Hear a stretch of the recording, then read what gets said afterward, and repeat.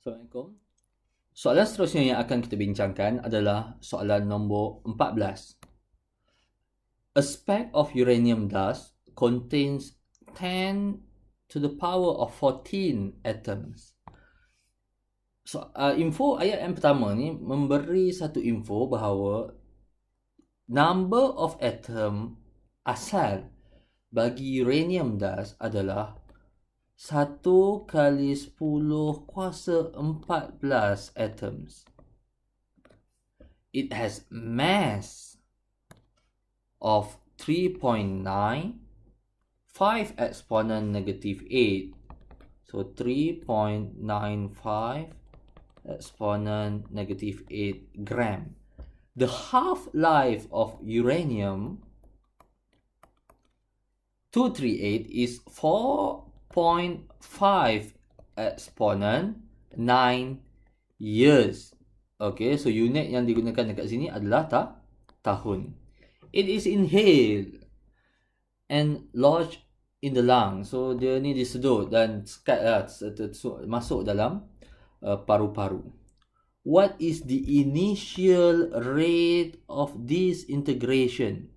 Dia minta initial activity. Disintegration maksudnya decay per second lah unit dia. Okay. So kita nak cari A0. Yang kita ada N0. Yang kita ada T-half.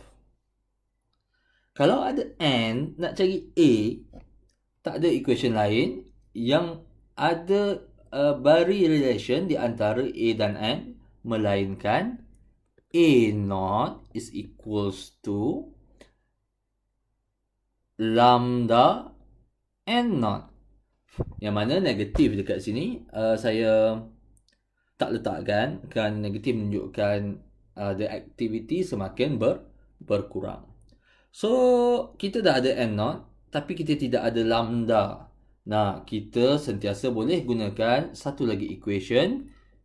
T half is equals to ln 2 over lambda. Menjadikan equation saya sekarang ni A0 is equals to lambda is equals to ln 2 over T half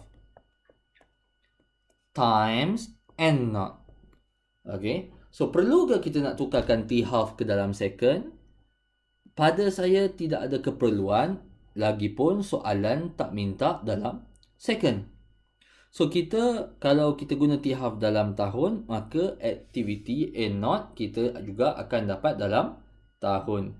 So di sini kita boleh gantikan kita punya value ln 2 over 4.5 exponent 9 years times N0 1 exponent 14 atoms. Okay.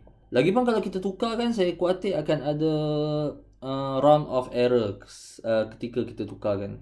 So kalau kita kira ni, kita akan dapat jawapannya lebih kurang 15,403 decays